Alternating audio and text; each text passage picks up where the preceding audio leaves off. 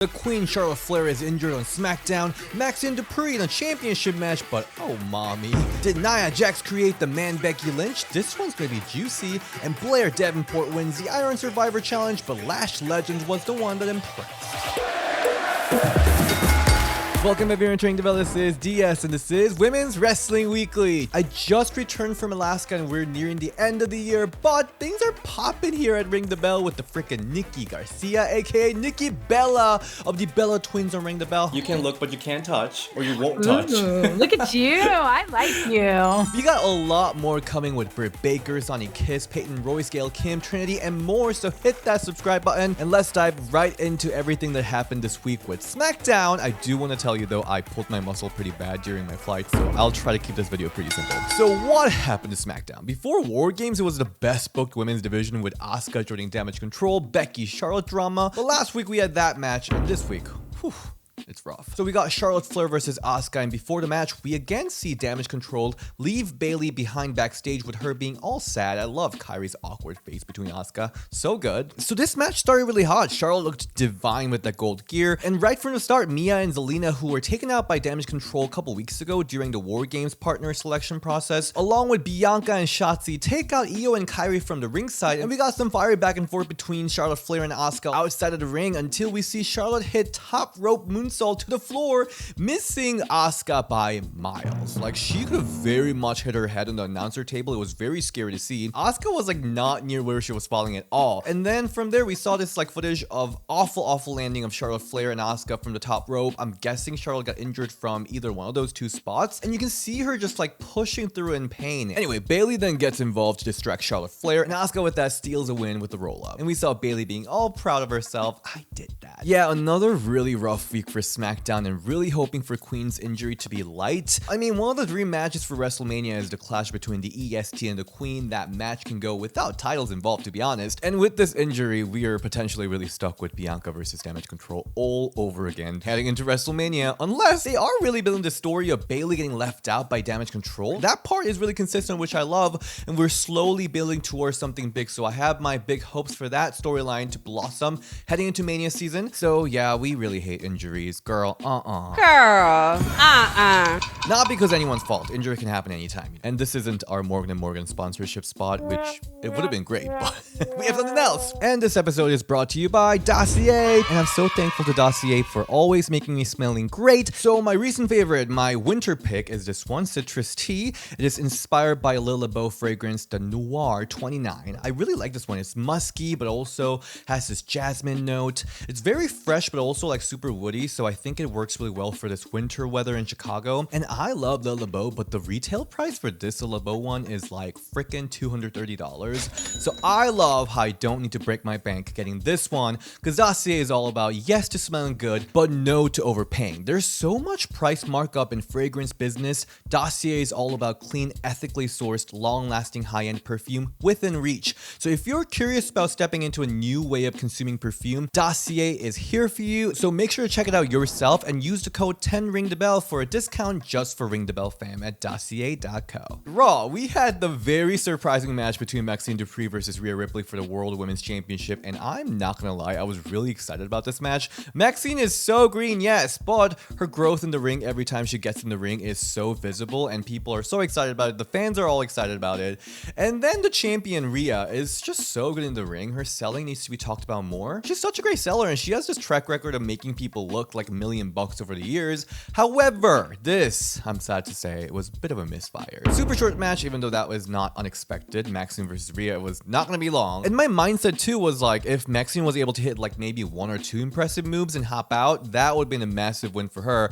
But unfortunately, things just did not click between them. It was kind of sad to see. The powerbomb had scissors to Riptide, all looked rather kind of wonky. I mean, this is Maxine's second singles match ever, so cut her some slack. I'm more like, mommy, what happened? mommy. Just kidding. Bad chemistry can happen all the time. So after hitting that riptide, Rhea prism locks Maxxine, doesn't let her go even after she taps out until Ivy Nile comes in for the save. So I guess we're going for Ivy Nile versus Rhea Ripley feud. I like it because we're seeing fresh pairings, and this December holiday time is just kind of an awkward time in general. So I do like seeing someone like Ivy Nile getting an opportunity to face Rhea Ripley. But the issue I have is that this entire Rhea Ripley run, we haven't had one feud of substance, like one memorable feud. I mean, maybe Lyra feud in the NXT. That one I was kind of interested in because Lyra was being f***ing weirdo. Yeah, she's like the top champion of WWE and she really needs to be booked better. Anyway, this match, unfortunately, is a girl but Maxxine, I still think you're a superstar. Girl, We then got Katana and Kaden versus Candice LeRae and Indy Hartwell tag match. Before the match, we got this promo package for Katana and Kaden at this like EDM festival of them having fun, partying it out. And while we're seeing this B-roll of them partying, we also hear about how they work so hard to achieve everything they have achieved and how we've seen nothing from them yet. I just don't think like EDM when working hard. Not that you can't work hard while enjoying EDM, going to festivals, but as a promo package, I think it's such a bizarre combination, bizarre choice. I just think creative team was probably like, oh, young kids like EDM, right? I don't know. Did you like this promo? I'm really curious. Anyway, the match was pretty straightforward. Impressive showing from Katana and Kaden against Candice and Indy.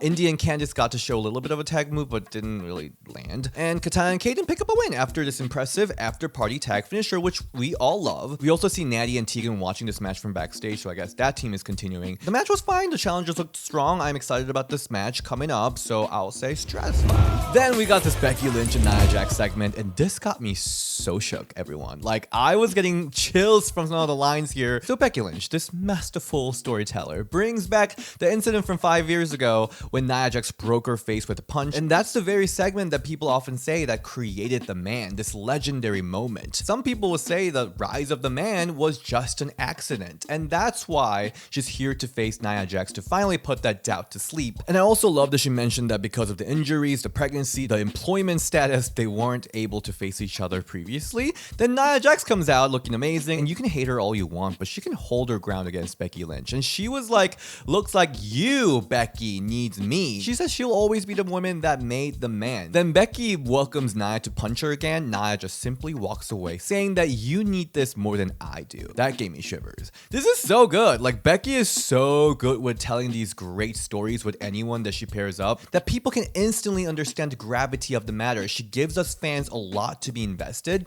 And this, the birth of the man and how she needs to defeat Nia to prove herself as more than just an accident, is so freaking good. And of course, nobody does heel like Nia. Like what Becky said, even her knees cannot stand her. That was such a good line. Let's head to NXT TakeOver Deadline. We have the Women's Iron Survivor Challenge starting out with the Blair Davenport and Fallon Henley. For my ESL tongue, I can never say her name correctly. Fallon Henley, right?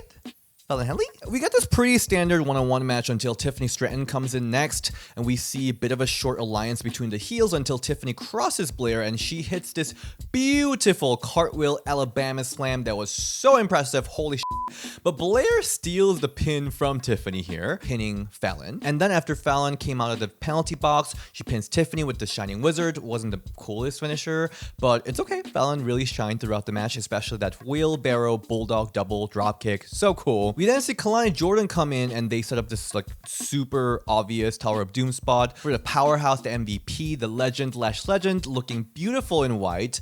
But instead of doing the tiring Tower of Doom, she knows what we want, so she does it even better. She double power bombs and double superplex, taking out everyone. She then choke slams Tiffany and power bombs Fallon for double pin, picking 2 points right away. Oh, that was freaking amazing. We always knew that Lash had that size advantage, that power, but here we can see that she really polished herself. We saw her overpower Otis, for God's sake. And she was just hurling Kalani to attack everyone. Her double shake it on the rope. I love that move. In my book, she was really the MVP of this match. And this was not a week for moonsault as Kalani clashes into the announcer table with springboard moonsault. That could have been so scary. And then we see Meta 4 coming out, lock the penalty box door, having Tiffany and Fallon brawl in there. And it ends with Tiffany throwing Fallon crashing into the announcer table, which is really awesome. And then Tiffany hits hits this beautiful swanton. This whole penalty box situation, genius sequence. And the end of the match was just so beautifully done. So we have Lash Legend, who's in the lead with the 2 points, go into penalty box with Tiffany's prettiest moonsault for like 90 seconds with like, I don't know, 100 seconds left in the match. We also see Kalani Jordan hit a beautiful 450 for a double pin attempt, but Fallon breaks it, and you could really see the frustration in Fallon's face when Blair locked her in a headlock. Her faces are so funny sometimes. And with like 15 seconds left, Blair hits this devastating knee on Fallon for the 3-point, and she just runs away from Lash, who just got free to hunt down Blair, and Blair secures a win. Again, just beautifully constructed match. All women were so punctual with the time, and I think everyone got to shine. Like, I'm surprised that Blair Davenport picked up a win here, especially given that she's such a veteran. But honestly, I think just like Kiana was really the one that opened people's eye last year's Iron Survival Challenge, I think this year it was Lash Legend that really opened a lot of people's eyes. Fallon and Kalani both had amazing spots, and Tiffany's just Tiffany. She's a superstar. She's just the it girl. She really shined with her high-flying spot, but she also at the same time let other girls shine because she literally just main evented TakeOver, no mercy. So she was generous here. And the Blair winning, I'm curious. I want to see this play out.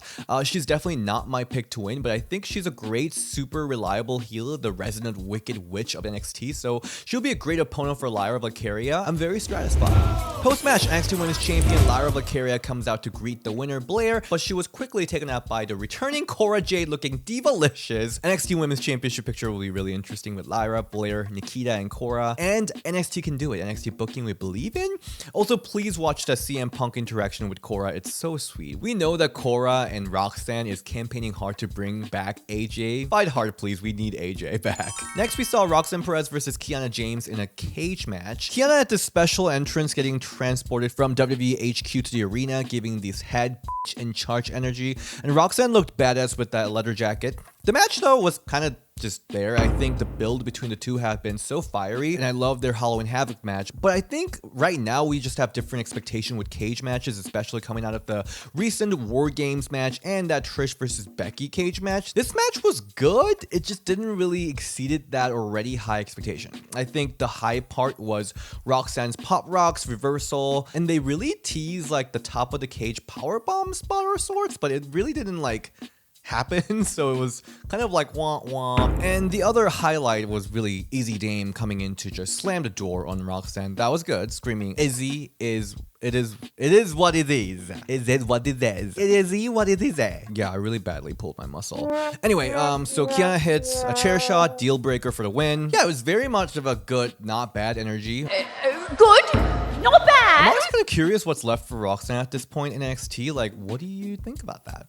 Okay, I think my muscle pulling is like really bad, so I'm really sorry. I'm gonna like skip through AEW really quickly, but we had Timeless Toni Storm versus Sky Blue, where Toni Storm picked up a win with the roll-up. This was a really fun match, and we saw the inaugural AEW Women's Champion Riho come back to face Toni. I mean, I love Riho, but her booking is just god-awful. She just returns, and she just has a couple of matches for like a month or two, leaves for like 3 months. I really hope this is not the same booking this time. I hope she's booked better. I think it's just like same pattern all the time that I'm kind of like, not again. We also see Mariah May get interviewed by Renee Paquette, and we are gearing up for her first match, so I'm curious what that's gonna be like. I think it's gonna be Emi Sakura mostly, but we'll see who she faces. And then on Rampage, we saw Abaddon versus Trish Adora, and just like last week, Abaddon domination within like 3 minutes. The interesting part though was afterwards, so Julia Hart again transported with the light going off, and this time she like lays the belt for Abaddon to like grab it and be like, my precious, like Lord of the Ring Golem, only for the light to go away again, and Julia's gone with the title, and Abaddon's like, what? Yeah, so that feud is going. I'm happy about it. I think that's a good holiday type of feud. And Collision, we had Mercedes Martinez versus Willow Nightingale, with Willow just being demolished by Mercedes Martinez. She was just like wearing her down, but Willow was able to pick up a win with the roll-up. And then post-match beatdown, and Statlander comes out to save. This whole Statlander, Willow, Mercedes, Diamante situation was like a feud they had couple months ago, and they kind of like dropped it to have a Julia Hart feud with Statlander, so I think they're bringing it back. But I do like that combination because they're all like insanely talented. The only thing is like Willow is such a star. Like, you just see her, you love her, and it seems like AEW is really paying her dust, so What are we waiting for here, huh? All right, thank you everyone for joining in for this week's Women's Wrestling Weekly. I'm again so sorry that my muscle is killing me right now, so I'm gonna wrap it up a little quickly. I also have to edit this, so we'll see how that goes. But there's a lot of fun things happening this month. Make sure to go vote for Women's Wrestling Fan Awards, which is now, the votes are open. But again, happy holidays for everyone. Don't pull your muscle. You can find me on Instagram at DSShin and Ring the Bell DS on Twitter, and I'll see you next time. Bye.